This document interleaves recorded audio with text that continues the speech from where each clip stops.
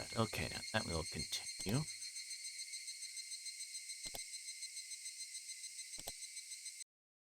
Chapter 12.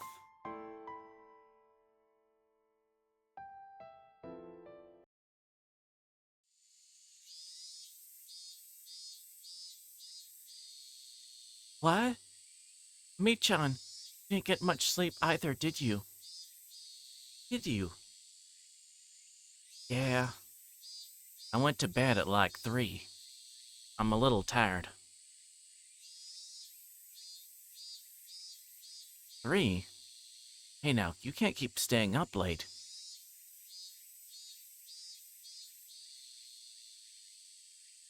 You probably read the first volume of a manga, thought it was interesting, then read the entire series, didn't you?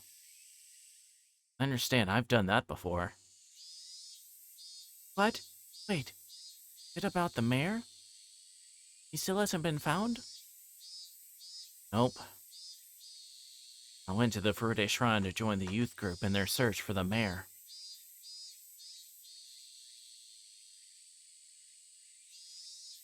Since I knew there was no way he could be found, it was really boring for me. Well, just enduring sleepiness wasn't that bad. Not if you considered what Kimiyoshi had to go through since last night. He had been hanging from the ceiling and couldn't even fall asleep or sit down, since he had to stay on tiptoes the whole time.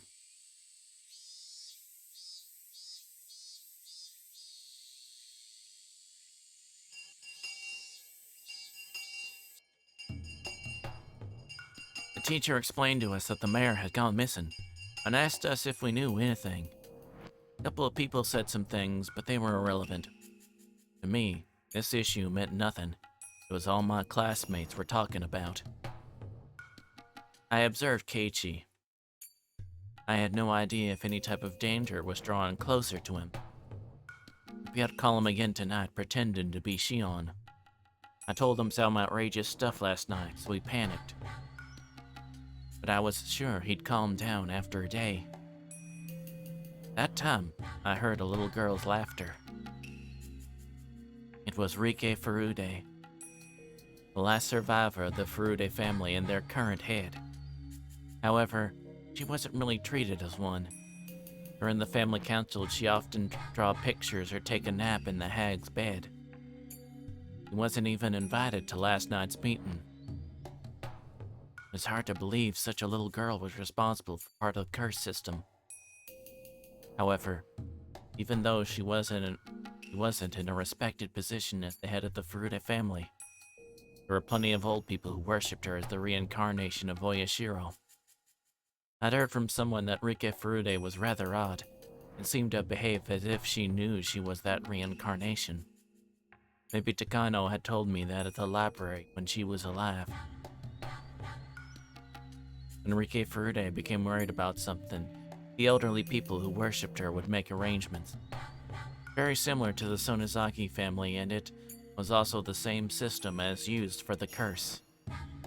I wonder, does Rike Furude know anything about the deaths of Takano and Tomitake? What does she think of people sneaking into the ritual storehouse? Does she know who snuck in and what happened to those people? The one managing the storehouse. It was possible that she noticed the intruders first. In fact, the only one who could have noticed it. He must have passed on that information, which was why the curse was executed. That foolish Keiichi turned the light on when we went into the ritual storehouse. That light switch could have been connected to some kind of alarm. Rike Furude, the leader of the Furude family. Maybe getting to know her would be a good idea.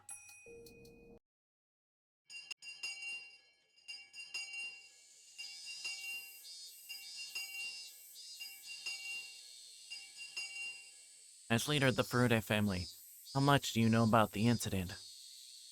I asked her rather directly.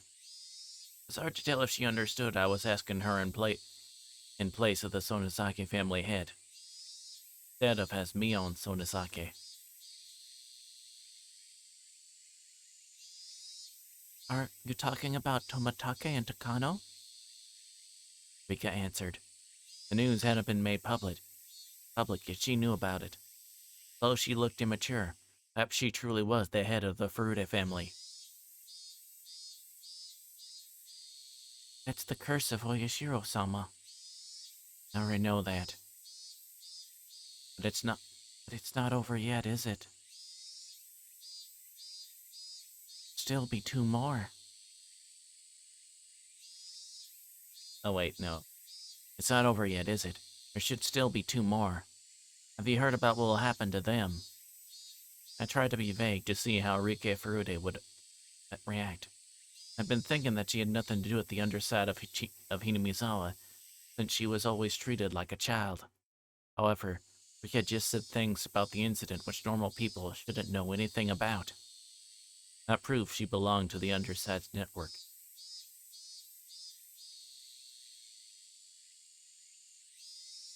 I don't think that matters anymore. He answered the question about Tomitake and Takano fairly quickly, but took a little longer to answer this time. Did she have to think about it? Look on her face never changes. Possible to figure out what she's thinking. What do you mean? How can they get away with what they've done? I think they feel bad about what they've done. That should be fine. Her response was unexpected, especially after seeing all the old people get so furious last night. The trespass in the ritual storehouse was blasphemy against Oyashiro. The village elders had said those intruders deserved to die. Yet the leader of the Furude family, who protected the sacred storehouse for ritual implements, said that if they felt remorse for it, then it was fine. I recalled how people thought of Rike Furude's father during the dam conflict. Yeah, her father was called an opportunist back then. He didn't agree with the Onagafuchi Guardians, who had resisted violently during the conflict. Like father, like daughter. I aggressively grabbed Rike Furude by the collar. Huh? What the heck are you talking about? Pretty stupid, just like your predecessor, aren't you? The Furude family must understand better than anybody how sacred the ritual storehouse is. How could the head of that family say such a thing? I laughed at myself. I was told the same thing by someone else and was now saying it to Rika. Don't you know how serious a crime trespassing in the ritual storehouse is? It's a very important place for Oyashiro-sama, so nobody can go in without permission. See, you know that. Those four people brought their filth in there. What bad kitty cats? Meow. That's right, bad cats. Two cats have been caught and punished. There are two more. Hi, Phantom. Yeah? How do you think they should be punished? Tell me your opinion as the head of the Furude family. Rika really didn't usually wear any expression whatsoever, make it impossible to tell what she was thinking. While I grabbed her by the collar and stared at her, I could tell somehow. Rika was a little disturbed. I sensed she was trying to see what I was thinking in turn. Want to forgive two kitty cats. Why should they get away with what they've done? Me, what are you trying to say? That's a good question, so let me explain. Those two must offer compensation for what they've done. They have to clear away their sins. Otherwise, Oyashiro won't stop being angry. Every crime must be punished appropriately. You understand? Oyashiro doesn't get angry even if someone enters the storehouse. Huh? What are you saying?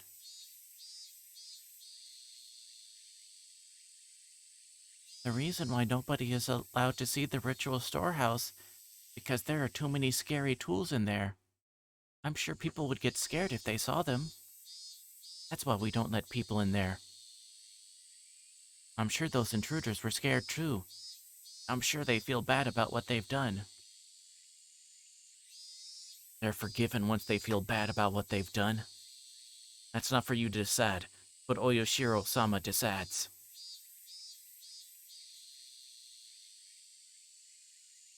I'm the shrine maiden of Oyashiro-sama, don't you know?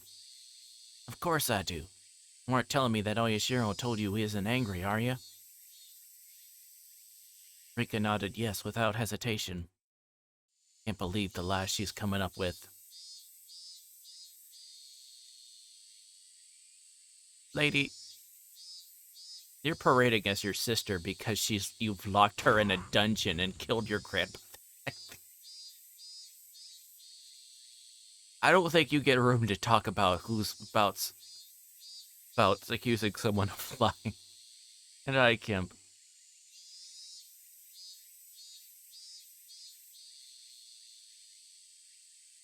Experienced commercial but wanted to drop it. It's like, okay. I don't know why you're getting a commercial, though.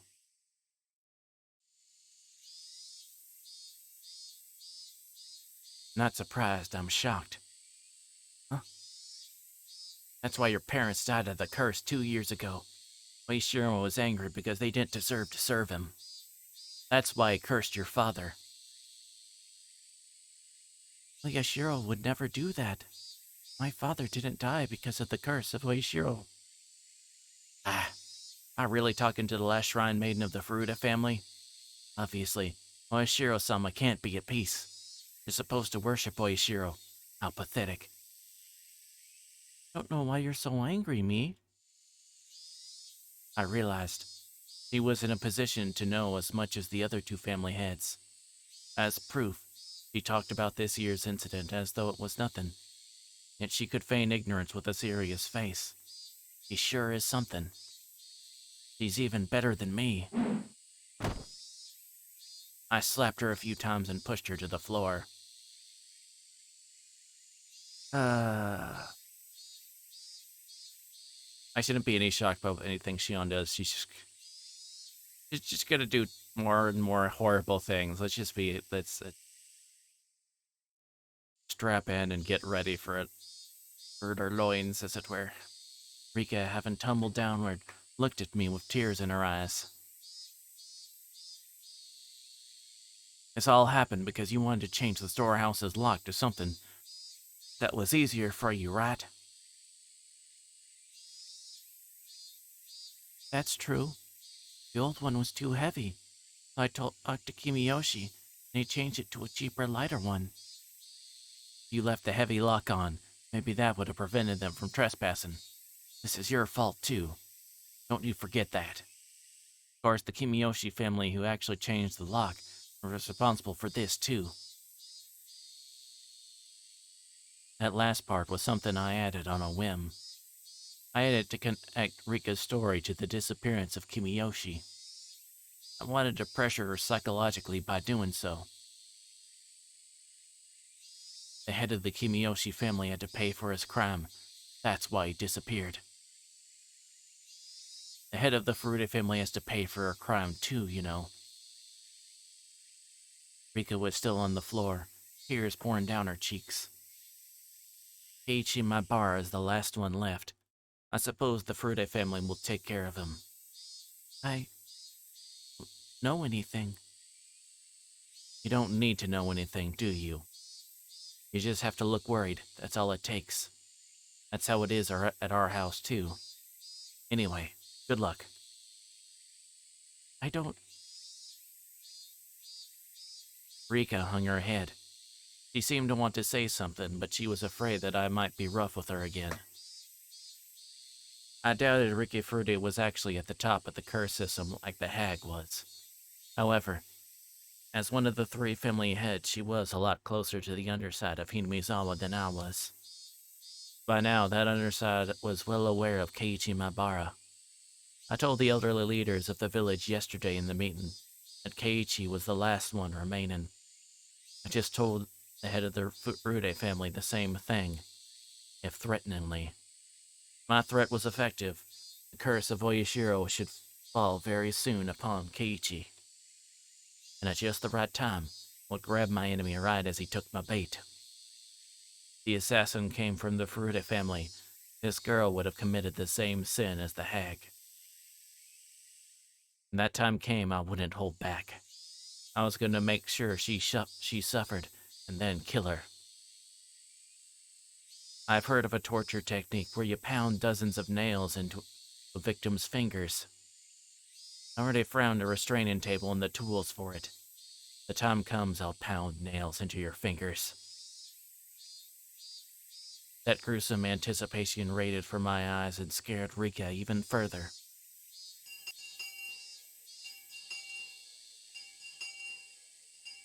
Did I mention she's gone completely psycho killer?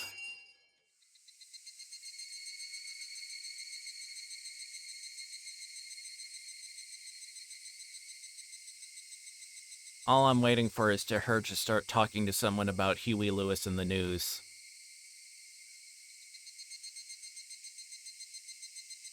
Yeah, this,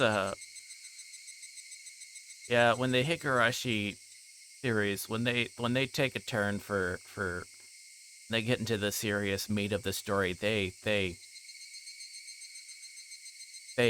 floor it. They just floor right into it with every ounce they possibly can. I wonder how Kimiyoshi is doing. I doubt he died from tiptoeing all night. Sometimes a human can go very easily. He already told me everything I wanted to hear, and he doesn't know anything else anyway. On top of that, he was responsible for spreading the infection that was the curse system of Oyashiro. His sins are very heavy. Really liked Uncle Kimiyoshi. He had always been kind. The hag was so tough on her relatives, and that's why he was extra nice to me. When we talked yesterday, I was so happy to hear him say he would forgive Shion. He even said he would fight the hag to save her. Made me very happy. Don't worry, Shion-chan feels about what she has done. She won't be demoned away. Even to me. Felt such warmth inside of me. I almost shivered. Was so happy, yet so very sad. He continued to say that Satoshi deserved to die. He said those nice things because he wanted to make me unhappy, since she was worried about Shion. Satoshi deserved to die because he was a member of the cursed Houjo family, but Shion of the Sonosaki family did not. That's what he meant.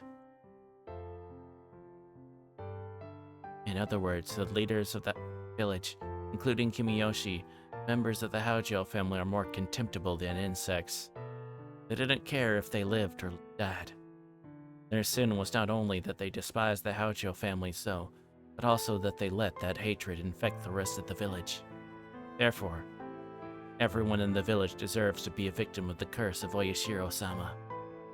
Kimiyoshi and the others created an environment that excused murder in that name.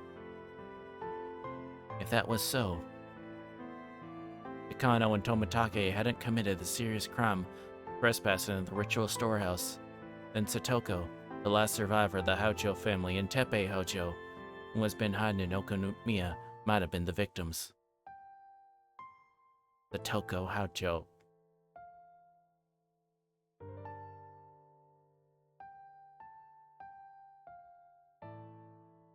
I freaking hate where this is going, and I know where it's going. It makes it worse.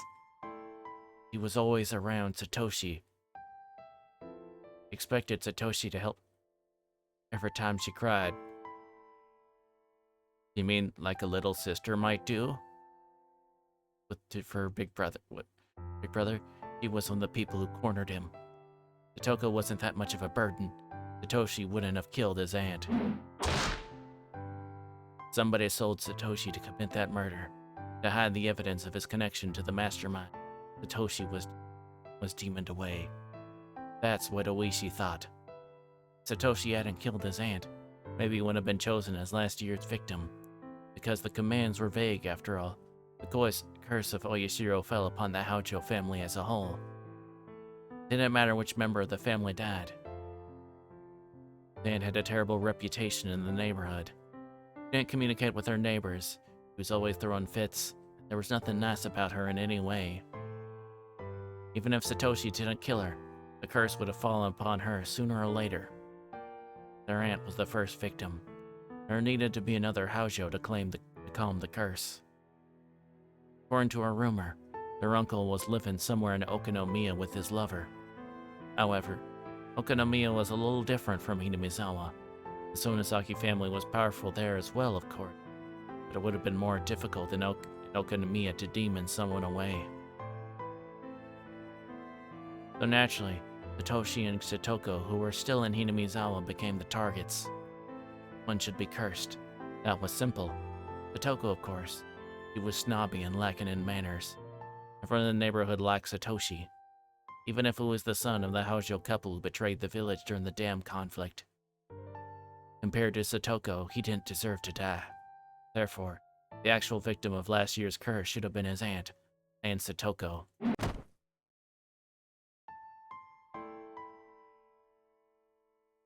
Satoshi was suddenly all alone. His mean aunt and mean uncle were gone. His sister, who was a burden to him all his life, was gone too. Satoshi was such a nice person. It would have been sad although he'd realize he was finally free.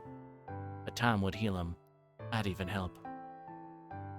He didn't have to live in his house in Hinamizawa. There were plenty of empty rooms in the apartment block where I lived. Could find him a part-time job too. He didn't need to go to school in Hinamizawa. He could go to school with me in Okonomiya instead. Wouldn't know his way around or really anything about the school there. So I'd be with Satoshi all the time. I'd show him a shortcut to school. We'd go shopping and I'd teach him many different things. What an unbelievably happy ending. Satoshi had been suffering so much, and I'd been pushed away all my life. But he would finally be happy. I enjoyed these sweet delusions, but I didn't have any more time to waste.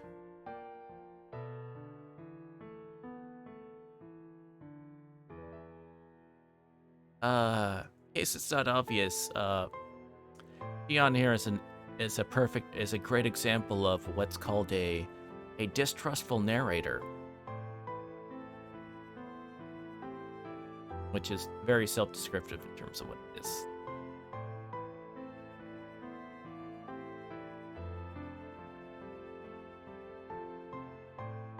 Especially since she's, at this point, completely tinfoil hat mode.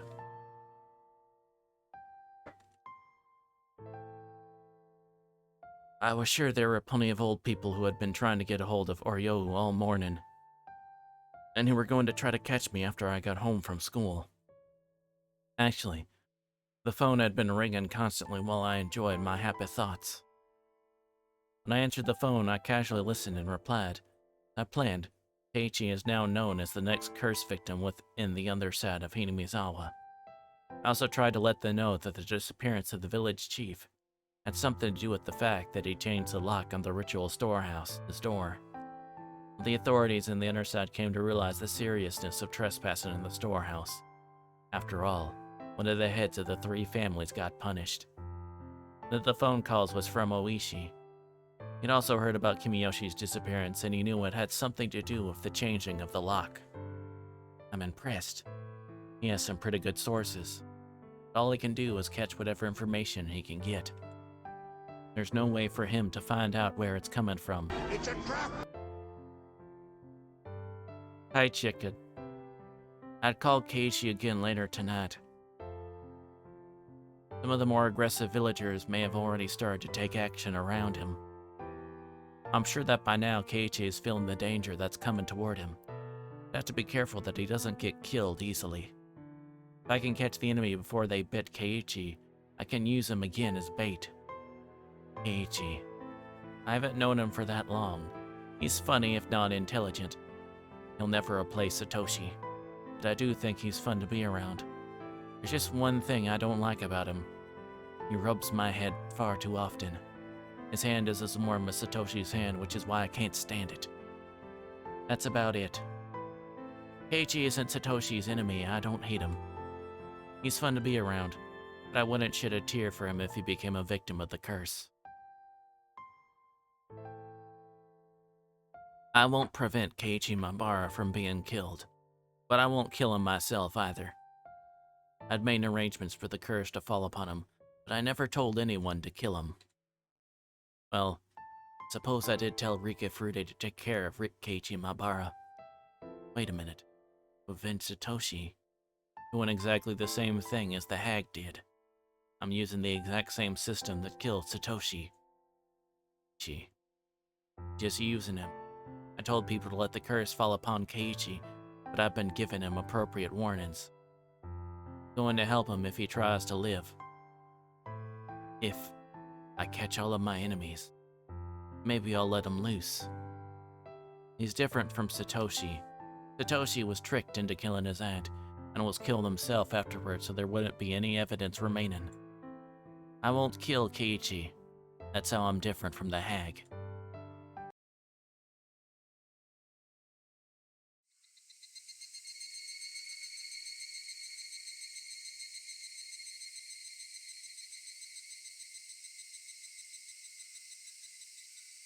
Who else thought that's foreshadowing, isn't it?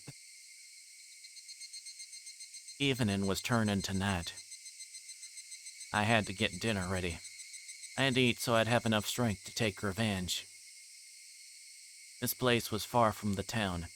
It would even get isolated during winter because of the snow. It's not unusual for a household like this to have 2 or 3 refrigerators. There are plenty of groceries left in them. I was glad I didn't have to go grocery shopping. I could hear the chorus of the Higurashi. People often say that the sound of Higurashi brings back memories.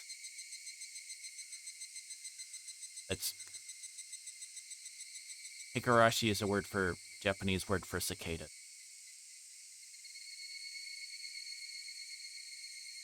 But for me, it's the exact opposite. I've only ever heard the sound of the Higurashi in Hinamizawa. Therefore, the sound of the Higurashi to me is Hinamizawa. The sound reminded me that I wasn't supposed to be here. That I couldn't be here. That was when I heard the doorbell. Because there was a good distance between the house and the gate, there was both a doorbell and an intercom by the ladder. It had a security camera too.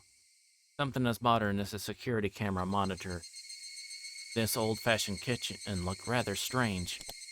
I turned the switch, but nothing appeared on the monitor. I tried to check the plug. There was a bunch of cords going behind the refrigerator, so I couldn't even do that. The doorbell continued to ring while I tried to figure out if the monitor was broken, or if I just didn't know how to turn it on.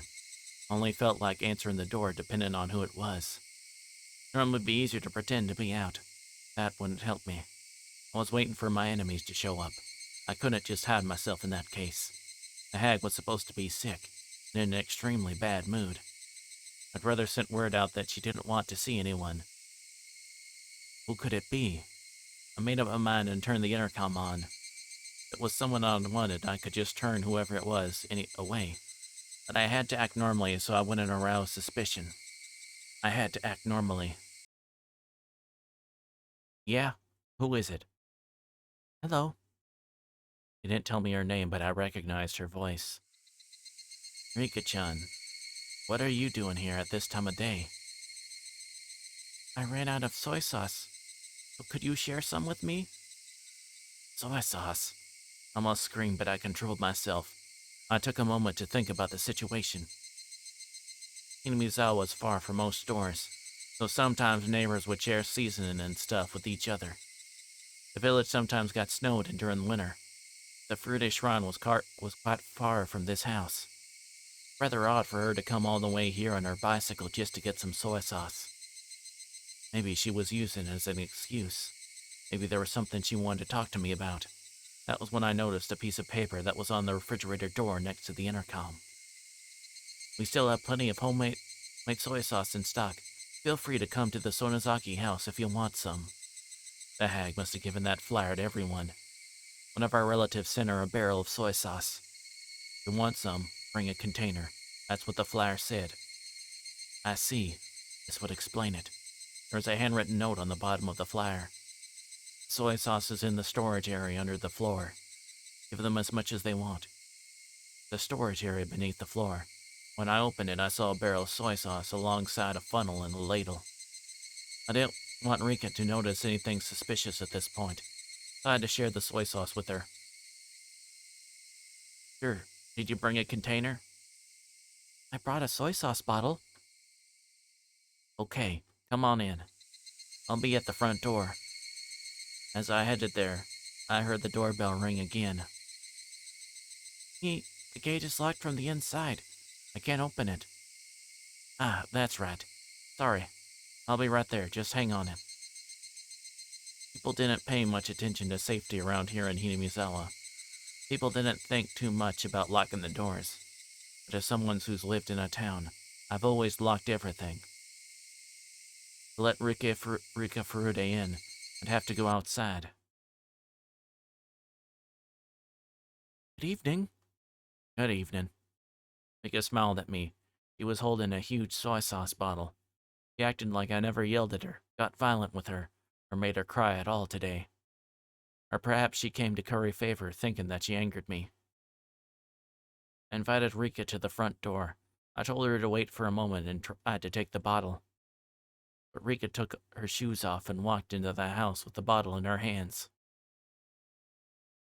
Don't worry, I'll get it for you. Why don't you wait there? Pretty good at pouring soy sauce into a funnel, you know.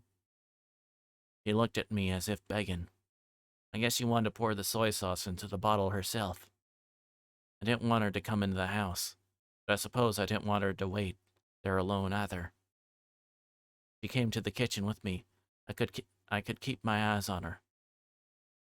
So I brought Rika to the kitchen. We walked down the hallway. I only heard my footsteps. Stopped suddenly and turned around to make sure Rika was following me. Rika bumped into me. Meep. Sorry. Made sure she was right behind me and started to walk again. Tap, tap, tap. Tip, tip. Tap, tap. Tip, tip. Rika must have been having fun matching her footsteps to mine. Even when I quickly sped up, our footstep matched perfectly. Everything about this game is a trap. Tap, tap. Tap, tap. Tip, tip. Tip. Tap, tap, tap. I stopped suddenly. Tip, tip, tip. Tip. Rika stopped suddenly, too, after taking an extra step. When I turned around, Rika smiled at me. Our footsteps matched perfectly, and when I stopped suddenly, I heard her extra step. I've experienced such footsteps before. It was making me feel uncomfortable. But now, although her footsteps sounded the same as the other ones I'd experienced, I saw her when I turned around. That was the difference between them. I left the storage door open so we could see the soy sauce barrel. The memo said she can take as much as she wants, but I wasn't sure there was enough left. Crouched down and tried to open the lid of the soy sauce barrel. When I crouched down, I could hear Rika's extra step. Good, there's plenty left. Take as much as you want. When I turned around, Rika was very close to me. But, it was...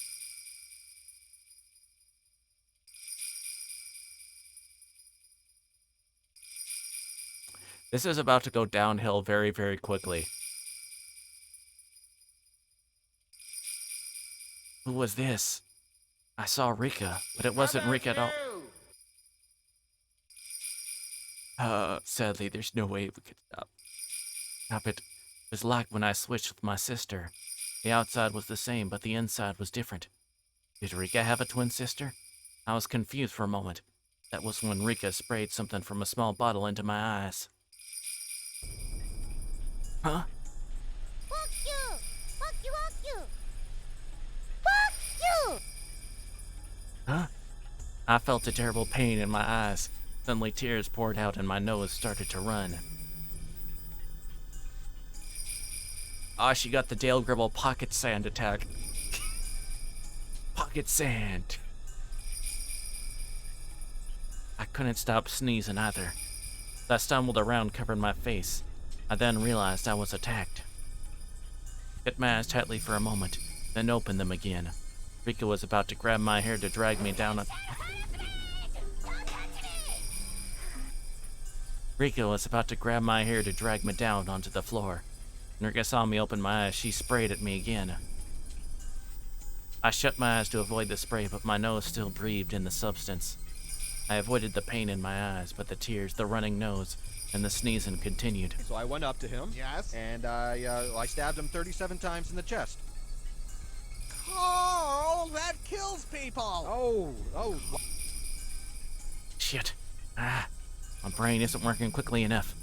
However, when I finally understood that I'd been attacked by Rika Furude, my brain started to grind into motion. Rika knocked me on my back and got on top of me. I tried to escape from her by rolling on the kitchen floor. As I rolled, I hit an oven, a huge jar, and destroyed a pile of something on the floor as I fought back. But Rika didn't let go of me. She stayed on top and restrained me. She was sitting on my stomach and I felt intense pain and pressure. She sure could fight well. She's getting her ass whooped by a small child. If this was done in a couched in a bunch of horrific events, it would be so much humorous. But damn.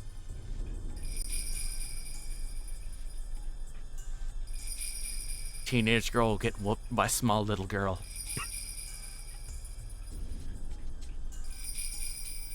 I still couldn't see anything.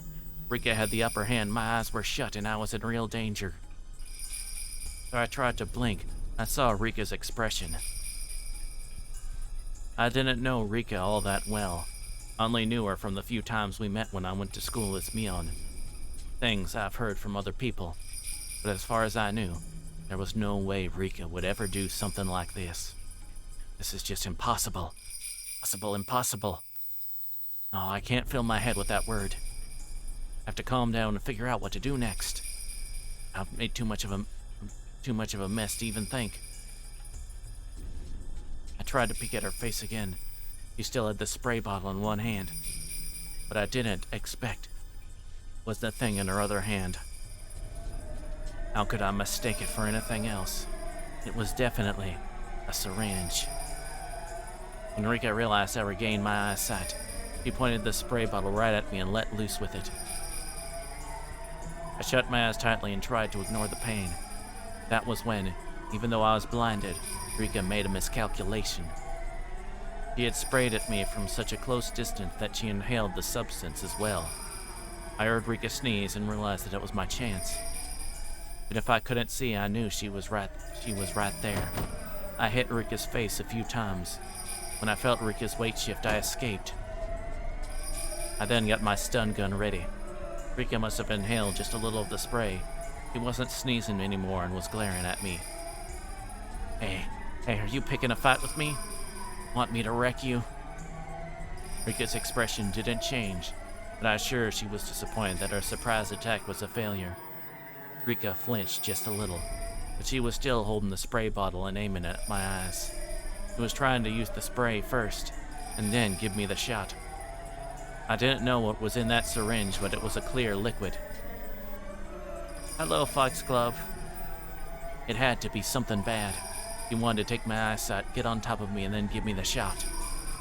If whatever was in the syringe took a while to take effect, I might have the chance to fight back, seriously injure Rika. But Rika's surprise attack told me that just being injected was more than enough. Thank you for the fluid check. Yeah, you definitely came in on a moon that's just like, what did I step onto? In other words, whatever the effect, it would start to work immediately. Therefore, I wouldn't be able to fight back against her. Probably either knock me out or kill me. In any case, what I had was equally deadly. My stun gun was very powerful. Just one shot would be all it took. What happened before was proof of its power. Rika knew my stun gun was a lot more powerful than her spray. She was being extremely cautious. Shion has a powerful gun friend that's enough to kill an old person. She knows that because she accidentally killed her grandmother with it. I'm not even joking at that point. That's exactly what she did. Yes, this is we're in danger. Hey, what do you think you're doing in my house, huh? If you aren't moving, then I'll come to you.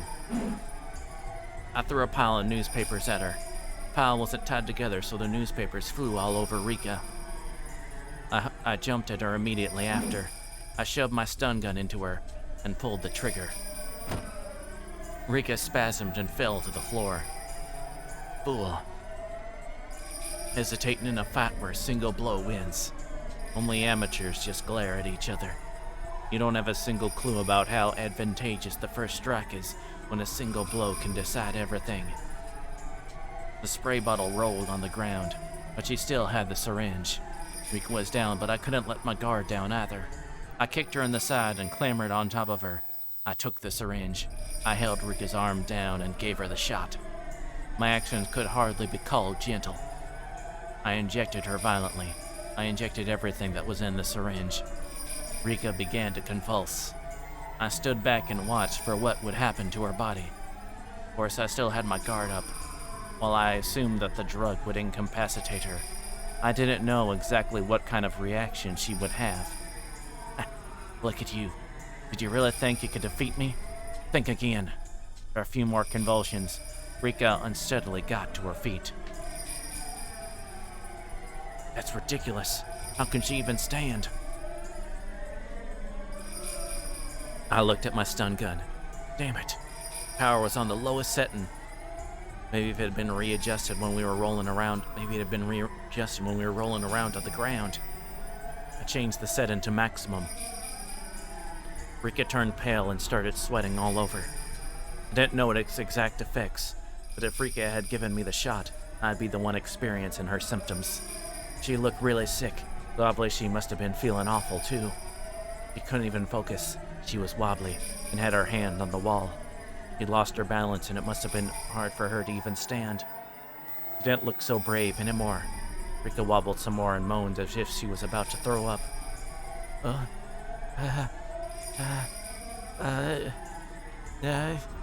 You...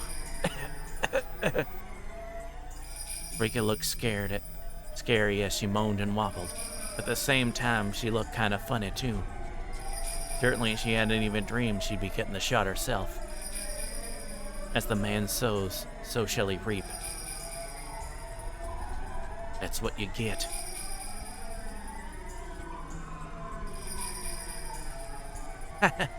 This is funny.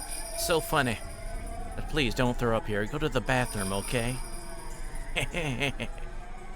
I'm going to enjoy how long it'll take for you to die. Oh, but that means I can't torture you later, huh? I've been planning to use the nail table on you. So either you choke on your own vomit and die, or I pound nails in all 10 of your fingers.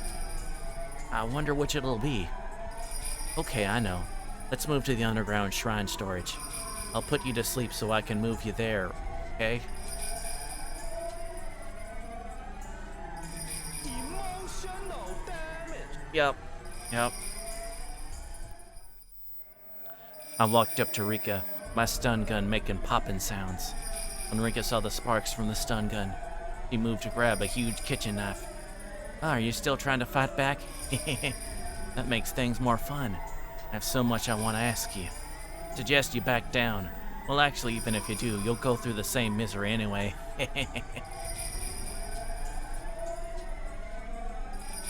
Sorry, but I'll refuse that invitation, you torture maniac. What she said wasn't anything I expect to hear from the Rika I knew. But I didn't hesitate. I had the advantage, so I didn't need to worry. Besides, this was coming from the last survivor of the Fruta family, one of the 3 families. That sudden change somehow felt natural.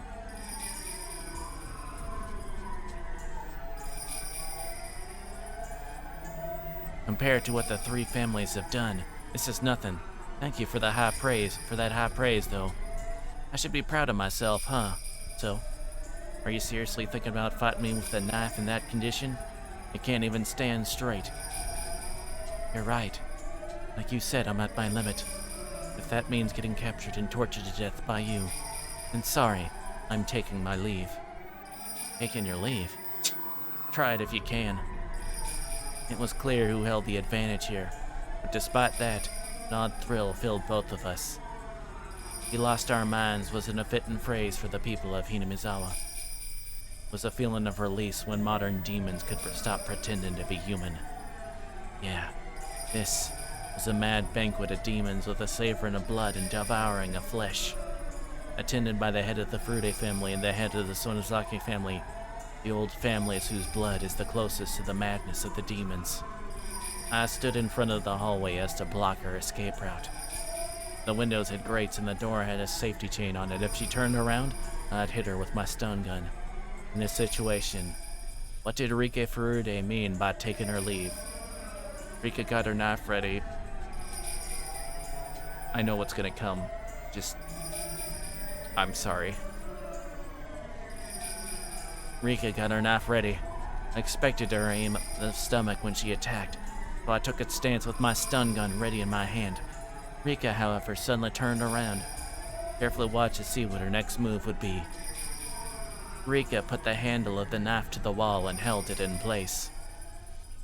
What was she doing? Goodbye, torture maniac. I won't give you the satisfaction of killing me. Rika reared her head back and slammed her throat against the knife on the wall. Her blood splattered all over. Rika bent backwards repeatedly and let the knife slash at her throat. Again and again. Her neck and chest were dyed red. I'd always thought blood was darker. But her blood wasn't dark. It was so bright I must have been confused, but it looked pretty. After doing this several times, Rika turned around. Her eyes were wide open. She didn't look like she was from this world. Her face looked like something both living and dead, both real and artificial. It was very scary, eerie, and above all else, pale. Though her face looked unearthly, it was a very appropriate face for a demon. I didn't have a mirror, so I couldn't tell, but I was sure I had looked exactly like her. Rika continued to violently slash her throat. Reminded me of someone trying to break a huge piece of ice with an ice pick. That was exactly what Rika looked like. The white chips of ice coolly flying through the air. What I saw before me was a beautiful sight. Every time Rika struck her throat, tiny drops of red blood splattered the boring white world around her. It's like a dance. A dedication dance by the final head of the Furude family. The demon's last dance of dedication to Oyashiro-sama. Upon seeing that literally blood-curdling dance, I let out a fierce roar. I had no reason to do so. I was howling like an animal. We were like animals trying to kill each other, both getting covered in blood. And inevitably, as one convulsed in a pool of that blood, the other threw back its head and howled. My body shivered with the joy I felt inside of me. This was death, the most final of judgments, and it was right before me. The demons howled, screamed, and roared. The roars faded and my voice started to change from the voice of a demon back to that of a human. As a demon I roared, but as a human I sneered. Rika was covered in blood from her neck down. Her blood was pouring out, making a little noise. Rika was still staring into my eyes. I stared back at her. I wasn't sure they were still eyes, though. They were no longer human eyes, but the eyes of the dead. Rika. No. Rika's corpse vomited blood from her mouth and nose and smiled. Then she dropped the knife. She stuck her hands out and turned her palms upwards. Her wiggling fingers reminded me of an insect's legs. Those fingers reached for her own throat. I'd never seen anything like it. I'd never seen anybody do this before. Because Rika was scratching her own throat. She was ripping her own throat apart. Maybe that wasn't a good description. She was trying to rip out the inside of her throat through the opening she made with the knife. Her fingers found the biggest tear. Rika smiled. At least that's what I would have called if she were alive. She ripped open the tear with one tug. Upon hearing my scream, Rika died and fell on her face. In the pool of blood, that was it.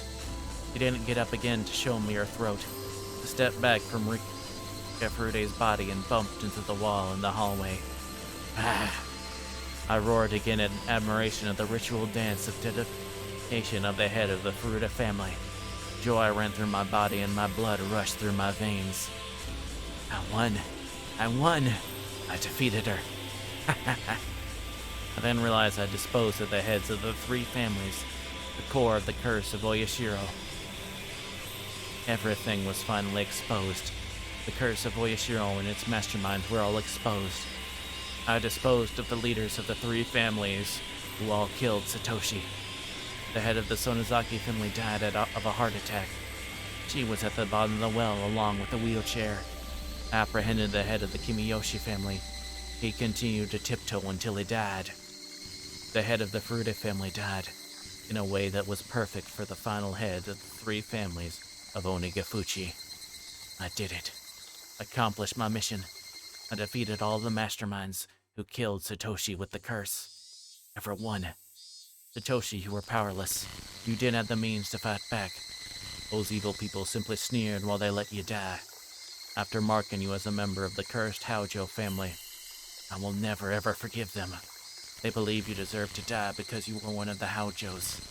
As long as it was done by the curse of Oyashiro, they didn't care how you were killed. I will never forgive those people for creating this world. What could I have done to save you, Satoshi? Couldn't save you. Shion Sonozaki couldn't do anything else at the time. If I was Mion, not Shion. If I was Mion that day, I could have saved you. Mion could have saved you. That's right, I remember now. Shion. She said she wanted to eat red snapper sashimi that day. I was supposed to eat that. Shion pouted and cried. It was why I let her switch just for that night. I did it to make her happy like a big sister would. Wait.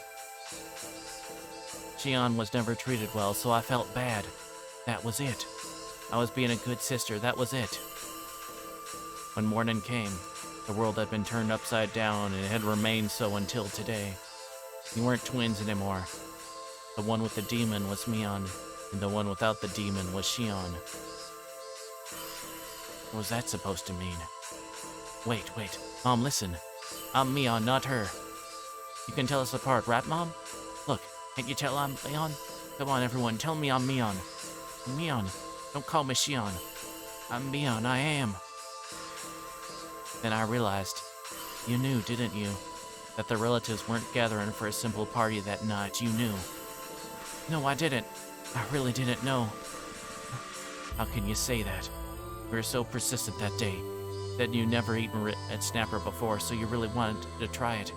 You never gave up asking me. I really didn't know. Didn't. If I'd known, I wouldn't have said that. Why, sure. You're always jealous of me. That is why I switch with you every once in a while. You weren't satisfied with just that. You became even more jealous. That night, you knew what was going on and took Mion from me. You took Mion from me. Give Mion back. I'm the one who's Mion. I am Mion Sonozaki.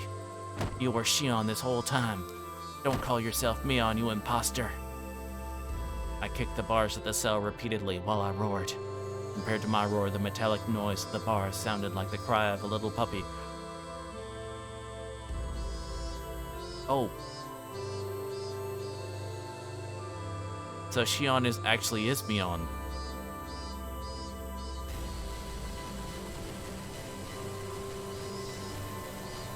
When they were gonna give Mion the tattoo, Shion and Mion switched. So Shion became...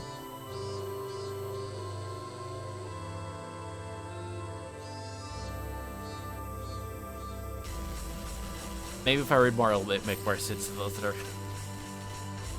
I had been convinced by something so stupid. The tattoo of the demon was just a way of telling us apart. Even without that tattoo, I am Mion. That's right. I am Mion Sonozaki. I gathered my hair and put it in a ponytail with the yellow band that Mion used all the time. And I didn't feel my hair on my neck. I felt like I could think more clearly now. Two Mions looked at each other through the iron bars. According to our Silman rules, that was never to happen. Yeah, there was only one Mion and one Shion. There could never be two of either at the same time. Shion, put your hair down. I'm Mion and Mion is here. You were never Mion, so don't pretend to be... Wait, Shion, let your hair down. I'm Mion and Mion is here. You were never Mion, so don't pretend to be me ever again, do you hear? I said, do you hear? You do answer me. Answer me, Shion. I took myself back on this day.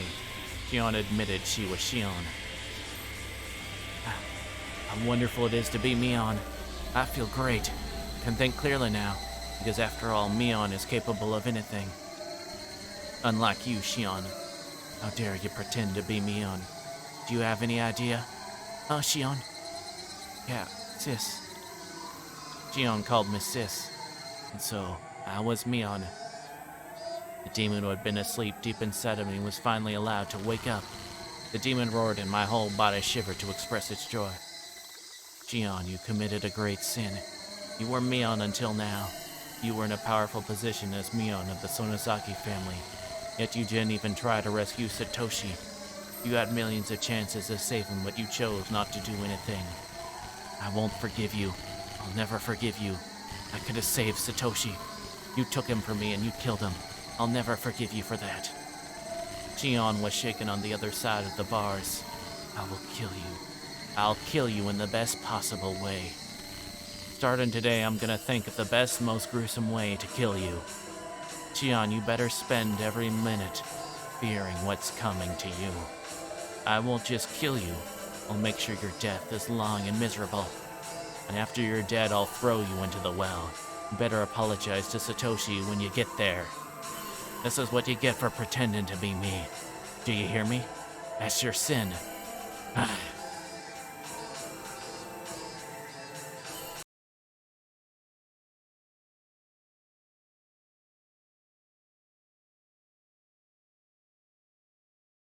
I needed to at least clean up the kitchen. Okay. So you have the twins, right? Shion and Mion. The person we've been following this thing, has been Shion, the person that Keiichi knows, and that we normally meet when we're following the perspective of, like, Keiichi. It's not Mion, right? And Mion's, like, the head of the Sonozaki or whatever, is being raised to be the successor for the Sonozaki family, right? Okay. Whereas the other twin, the younger twin sister, or whatever, is eventually, like, sent off to a boarding school, yada yada. She escaped and then came back to Hinamizawa, and it's a year later, blah blah blah. That's how. The only major big differentiating between them as they are twins is the fact that one has that the successor child was given a tattoo on their back when they were young.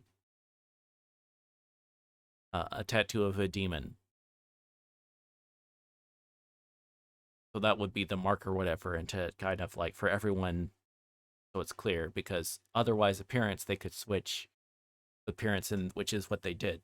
So apparently, on the day that that event was going to happen, that the tattoo was going to be made, was one of the days that Mion and Shion switched places. So the Mion that we know and that we think of is actually the younger sibling, Shion. But because she got the tattoo, because they were doing the switch places, so one could get to eat, like, this sashimi or whatever that they wanted to try that they hadn't before. That she ended up getting that tattoo, and thus the one that would be designated as, oh wait, this is Mion. This is the elder, this is the one.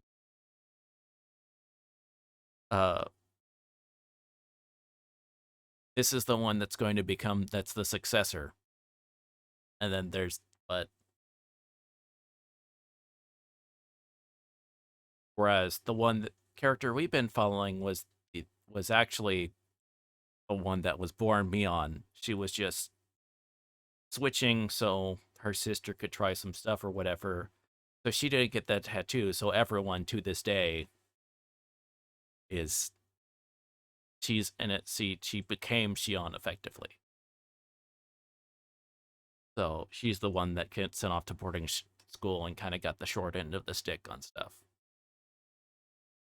Because there was the definite mark made on one to distinguish.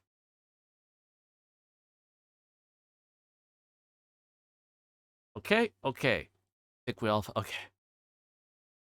Yeah, they dropped that one on us. Like, wait, what? So this is explaining more. Okay. Some stuff's making sense. Okay. But we'll continue. We'll continue. We gotta finish this tonight.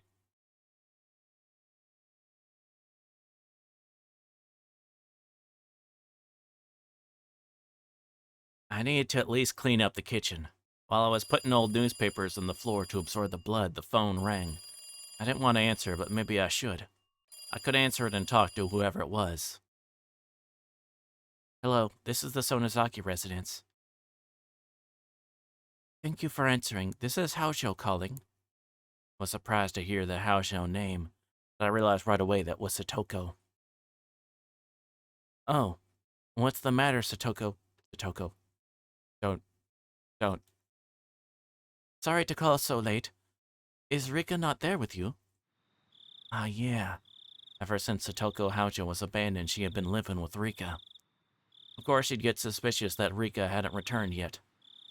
Yeah, she's here. Oh, she's still there. It's long past dinner time. Hey, Satoko. I made too much dinner tonight. I told Rika to eat it with me. Eh? Is that so? Oh. Why don't you come over too? I have plenty of food left.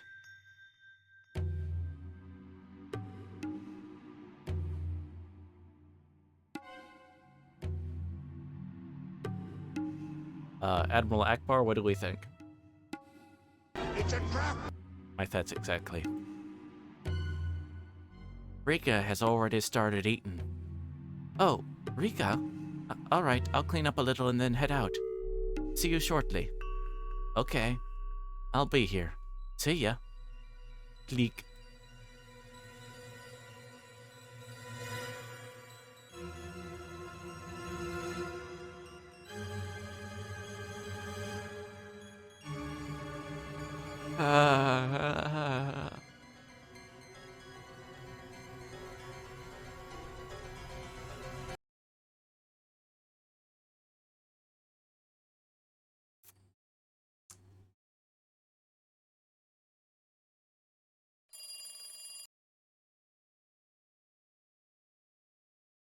Heiichi, been calling your name for a while. Gee, I've been calling your name for a while. You have a phone call. It's from Sonozaki-san. Sonozaki? Which one? The older sister or the younger one? I don't know. Ask her yourself. Hello? Mion? Or is it Shion? It's me. Shion. Good evening. Shion. Sorry about last night. I got all riled up. Must have been worried about how I hung up the phone so suddenly last night.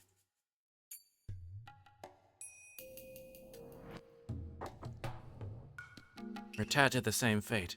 Enter the other is alright is the only way to guarantee our own safety. Yeah, I agree. We absolutely need to share whatever information we have, that we don't die. like Takano and Tomitake did. I heard Keiichi swallow loudly. And let's continue from where we left off. And listen without getting angry this time, right? Yeah. I'll be fine. Keiichi agreed to be quiet and listen. I explained the dangerous situation Keiichi was in once again. Just like how some evil people in the village attacked Takano and Tomitake, they might attack us in a day. It was ironic, of course, that while I was warning him, I was also the one who made sure the curse would fall upon him. Let's report anything we notice that seems strange. Connect all the tiny pieces that we have, and just maybe we'll find out who killed him. Maybe even the truth behind the incidents of the past few years. You're right. You're right about that. And I'll start since I suggested it. I feel like somebody is watching me lately. What? I was making this up. I just want him to realize how urgent the situation was. It might be my imagination, but I'll tell you anyway. I think it's just me, but if you feel like you're being watched too, Kei-chan, then maybe it's just not in my head. Maybe it's not just in my head. Well, don't worry. At the very least, everything's fine with me. Seemed like nothing had happened to Keiichi today, at least. Now that the heads of all the three families were gone, it was impossible the curse system had been destroyed entirely. If that was the case, Keiichi might not be attacked after all. There was someone who did want to attack him. That meant part of the system was still alive. In other words, my mission wouldn't be accomplished just yet. Keiichi is like a litmus test in this situation. I know whether or not all my enemies are gone. We're gone dependent on if Keiichi got bitten. He sure is a very useful man. After that, I went along with what Keiichi said. Made sure he was fearful of Mion as well as all the three families. I explained to him the possibility that the whole village was involved, and that the curse of Oishiro might be some sort of system. Then I remembered Shion wouldn't know too much about the disappearance of the mayor, so I continued. Just heard this myself. Is it true that Uncle Kimiyoshi went missing? You mean the mayor? Wait, Shion, you haven't heard? I don't know anything. Overheard my father talking about on the phone again. Yeah. Last night after the meeting, didn't come home. The whole village was in a panic. They searched all over Hinamizawa, but they found him, then I haven't heard. Police should be searching for him as well.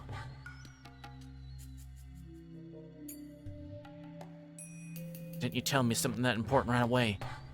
Sorry, I thought you already knew. Didn't want to hide it or anything.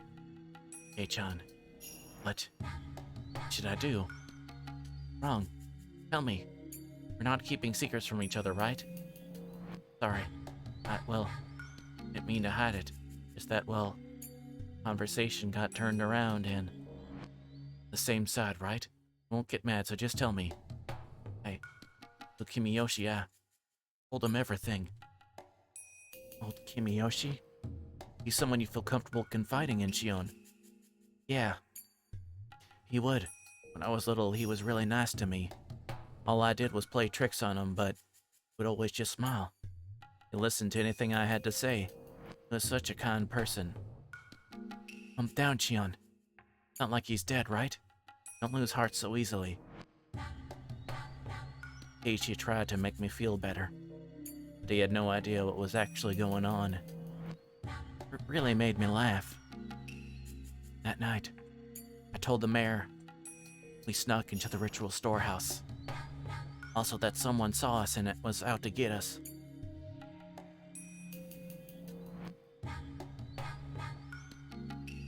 Does Mayor know how absurdly Takano and Tomitake died? Yeah, he knew about it. I told him that they died by Oishiro's curse, that I could be made a sacrifice to calm his anger. I just said it straight out. Right. What then? Uncle Kimiyoshi didn't get angry. He smiled and told me that if I was remorseful about it, there was no way I'd be demoned away. He was really smiling. He told me to leave it to him. I actually got a little sad while saying that. Kimiyoshi had been so reliable. I was happy when he said that he would protect Shion. I truly was happy. Only he hadn't said anything to insult Satoshi. It's my fault because I confessed everything. Stop it, Shion. Not your fault. No, it's my fault. I told him our secret. Uncle Kimiyoshi found out about everything, so he had to have been killed. Right after I confessed to him, after all. He disappeared the same night, and he told me everything was going to be alright. Such a strange feeling. Wasn't upset at all. As I pretended to be upset and mutter words of prayer for Kimiyoshi's safety, I started to feel that emotion growing inside of me. I was only pretending to be distressed to fool Keiichi. Yet the emotion I feigned began welling up inside me. Felt like I was being consumed by that emotion. So the words coming from my mouth weren't words I intentionally said. They were words that consuming emotion forced me to say. Like someone else inside of me was doing the talking inside instead, and I was just watching that someone talk from a short distance away.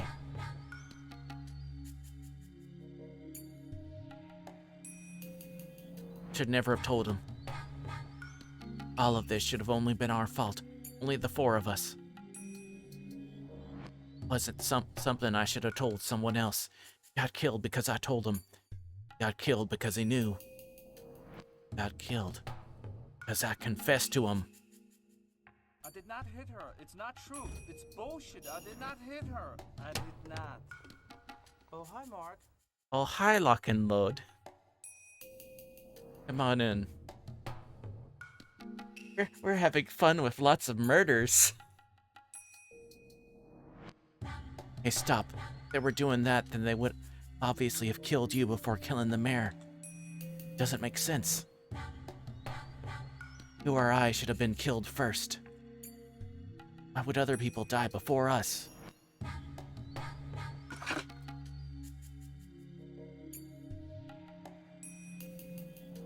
It does make sense. They must be planning to kill us last of all. Huh?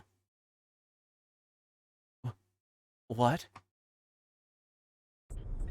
They start by killing those they're close to, and after they've caused us so much pain, then they'll kill us. That must be what they're doing. What I just said scared even me.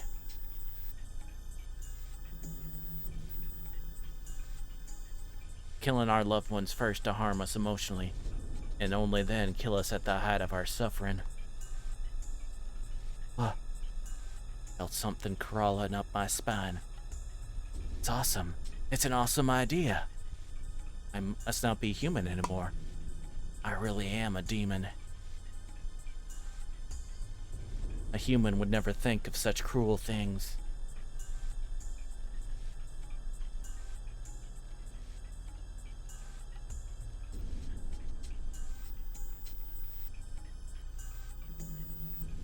Be one incredible hell.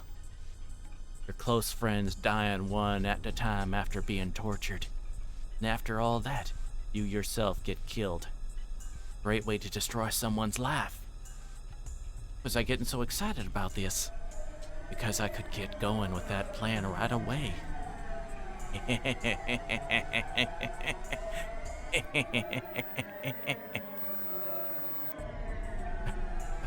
Rika-chan! It's Rika-chan! What? What did you say just now? Well, the truth is, I told her about it. I told Rika-chan. Today. Rika-chan. You mean Rika-chama? The one from the Furuta Shrine? Yeah, Rika-chan. Felt so scared and it's easy that I did it.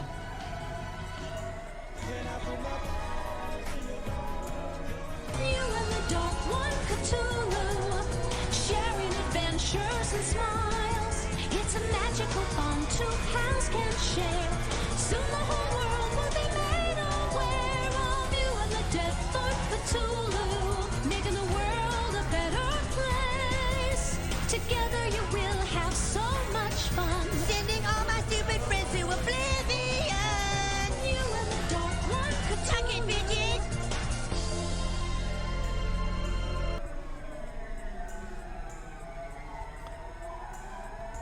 Rika-chan, I felt so scared and uneasy that I did it. I told Rika-chan. When you did, what did she say? Cat is worrying too much. Do something about it for sure. That's what Rika-chan said. I'm sorry, Shion. I'm a bit worried about Rika-chan. Oh, right. That concerned, then don't worry about me. Please, go find out whether she's safe. Yeah, I'll do that. I'll call you again tomorrow at the same time. When I do, you'll know I'm still alright. I got it. I'll be waiting. Okay, bye. Sorry, I'm hanging up. Keiichi hung up roughly.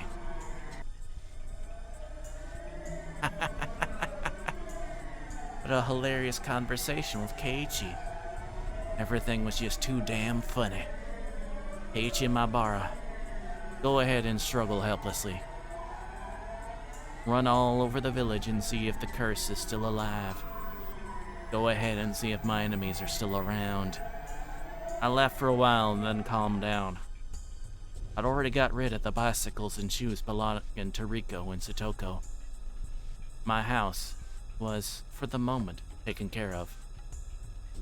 I could expect Keiichi to run around in a panic, to ask for help from someone, and then ultimately come to Mion.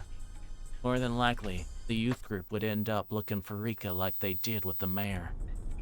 I'll probably have to endure another long night again, knowing nobody would find her. Decided to wait until the phone rang.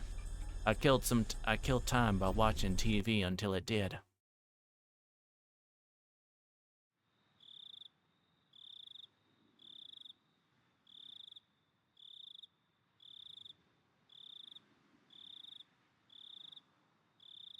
Kei-chan, are you serious? I'm going to get really mad if this is a joke. I scolded Keiichi for suspecting that Rika disappeared. Kei-chan, really is a joke. Don't get mad. Smile. It would be a joke after all. You need to go make sure whether it's a joke or not. You're right. Sorry for getting upset. Reina rebuked me. While she looked quiet, I felt that she could be very terrifying under skin. I had no basis for that impression. I still felt that way. Just didn't like her. I had disliked her ever since that rainy day at the bus stop. It wasn't that we didn't get along, though. How should I put it? I was at a loss for how to explain. Ah, that was it. I found a good example. When I was little, I always wanted to play tennis. I had my relatives take me to a tennis court. They all praised my skill. I was doing nothing more than hitting a ball with a racket. They told me I was talented. That made me happy. When I went to school, I told my classmates I played tennis. They told me that I was talented too. Then, one of my classmates, who was usually very quiet, said she also played tennis. Not only did she play, but she took lessons. Though I bragged about my serve, I was no match for her. I felt lonely and insulted that everyone was paying attention to her, not me. She was usually very quiet, but suddenly, I realized that she knew more and had a lot more experience than me. Rain at the bus stop was just like that. I thought of myself as a demon now. It awakened a part of me that was half human and half demon, the part that lived in Omegafuchi village. In fact, I already stepped into a world where no normal humans couldn't go. I'd already surpassed my human limits. I genuinely thought of myself as a superior being, having transcended the realm of mortals. But when my eyes met with Reina Ryugi's, I felt what I did long ago with tennis. Did I feel that way with Reina? I'd heard that in the animal world during battle, animals glare at each other to display their strength. Only humans have to punch or kick each other to feel superiority or inferiority. Most animals can tell just by glaring at each other. In that case, would it be the same with Reina?